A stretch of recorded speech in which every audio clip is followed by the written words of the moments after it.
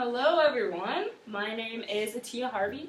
I am a feminist and gender studies major. I'm a junior, and I also hope to be an education minor with a focus on environmental education.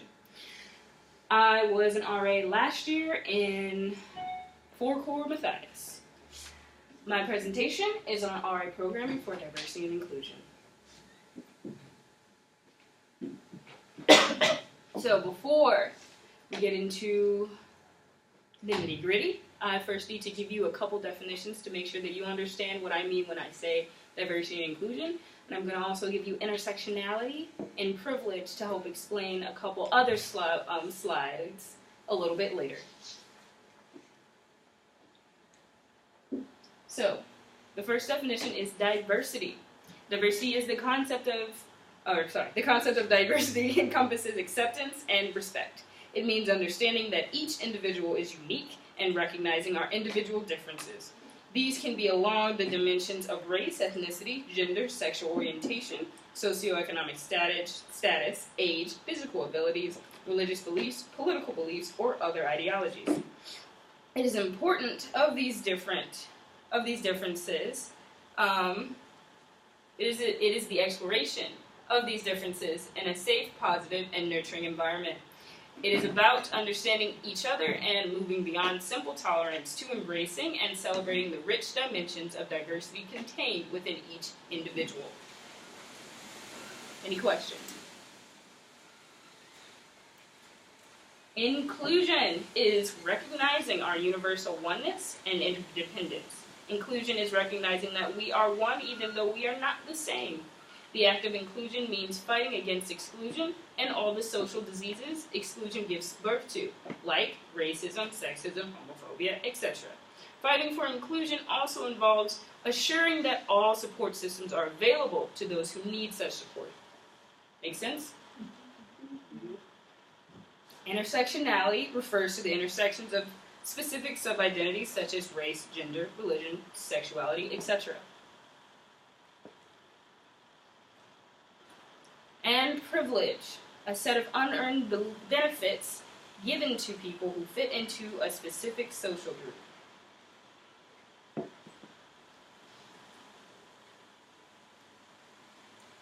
So, in conversations and dialogues about diversity and inclusion, the Big 8 is going to come up in a lot of the time. And they are the Big 8 social identifiers in the United States.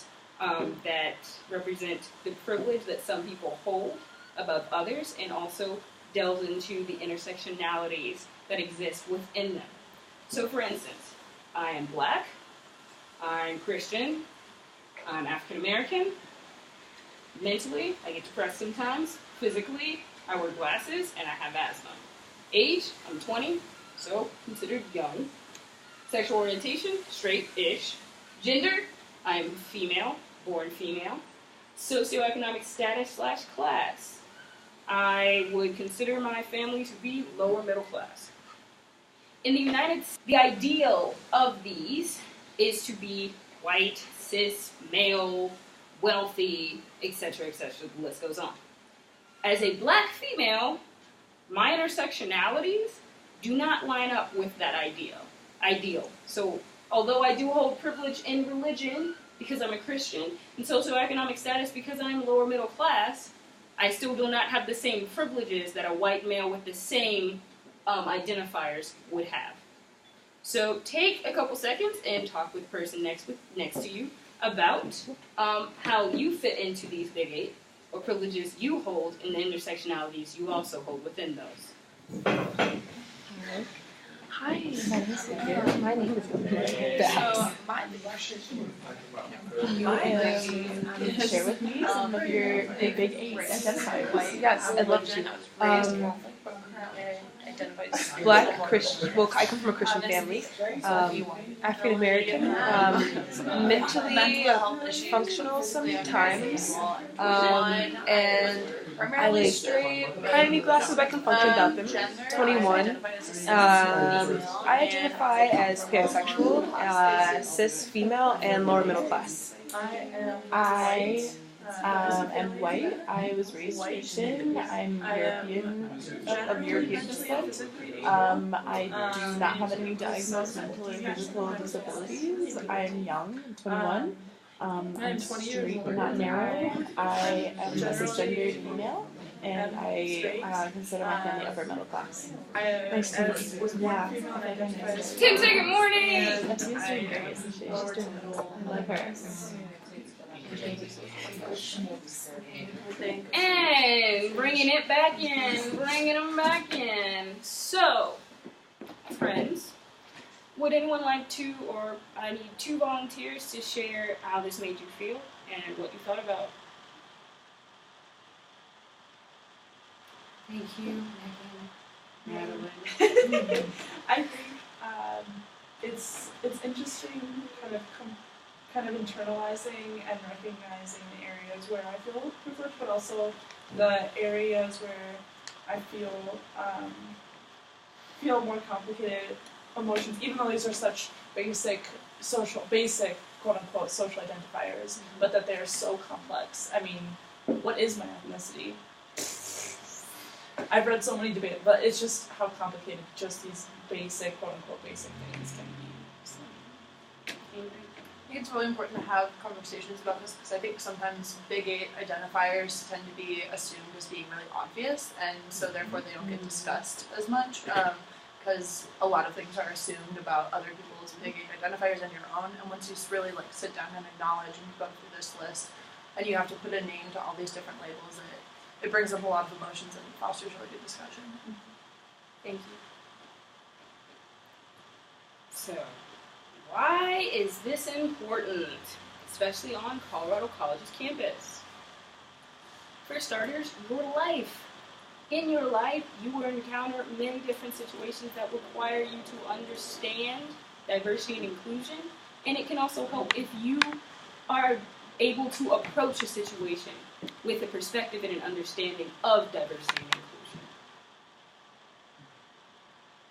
Your peers, the people around you, although you may see them as something on the surface, may have deeper social identifiers, as we just found out, than you know, and it is incredibly important to be able to at least sympathize and understand where these people are coming from.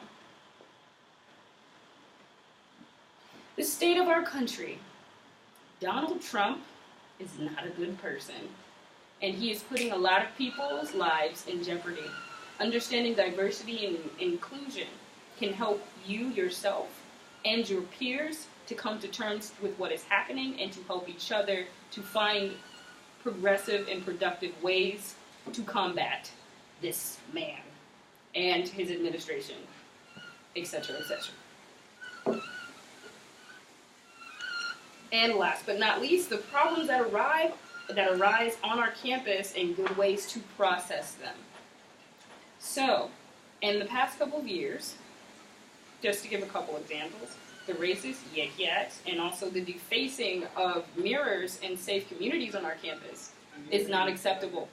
And RAs and other campus leaders, as well as students on our campus, should be given and know about ways to talk productively about what is happening and to be able to dissect and dialogue and understand what is going on, especially moving forward out of the CC bubble.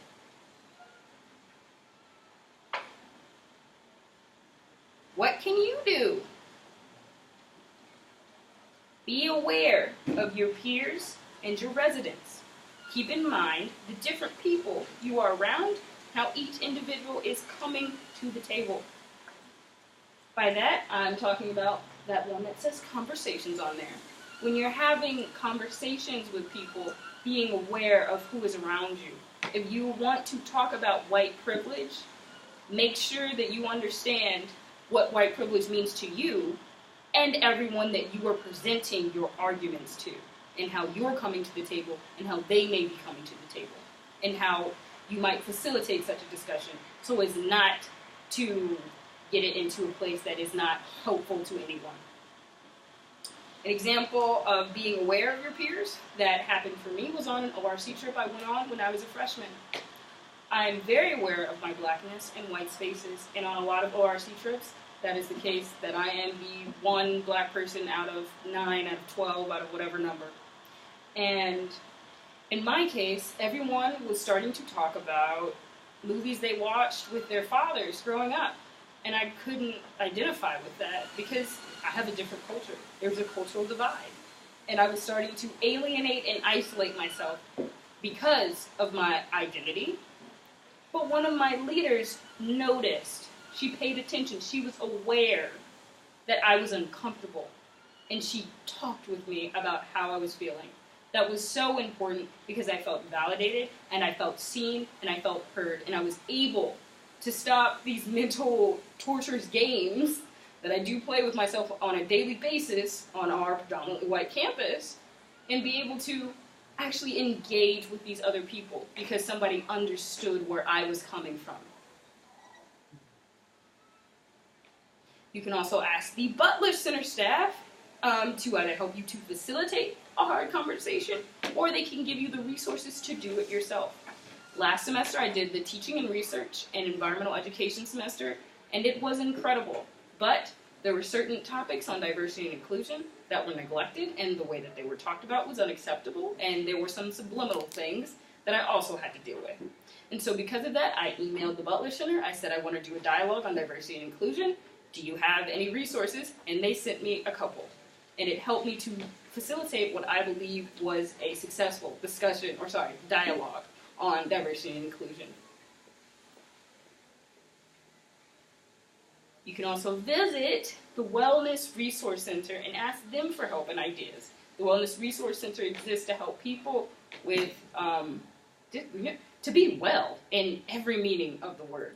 So if you wanted to do a program about ability or eating disorders and there's so many different topics, the Wellness Resource Center is also a place you can go to ask how to facilitate such a dialogue. This is the diagram for debate, dialogue, and discussion. I don't have enough time right now to go and delve in deep to it, but I can email you copies of it later if you would like. So, what are our resources? The Butler Center is the center for diversity and inclusion that exists to help all students on our campus. The Wellness Resource Center exists to make sure that we are well and that we have a place to go to feel well on our campus.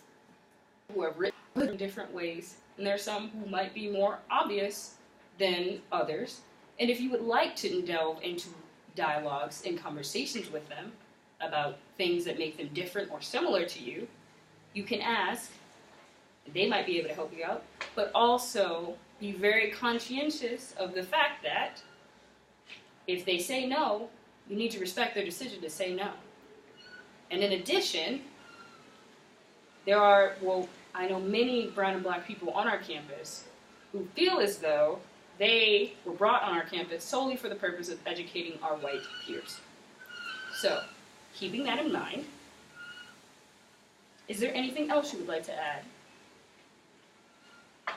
Thank you. Oh, Madeline. Sorry. I think professors are a good source of information as well. Yes, professors. Just to name a few, Heidi Lewis. You know what? The Feminist and Gender Studies department as a whole, really, they are all really incredible professors. And your professors that I might not even know of who talk about the different roles that different people play in the Big Eight. Mm-hmm. Your professors are also another resource, and you can reach out to them as well. Thank you.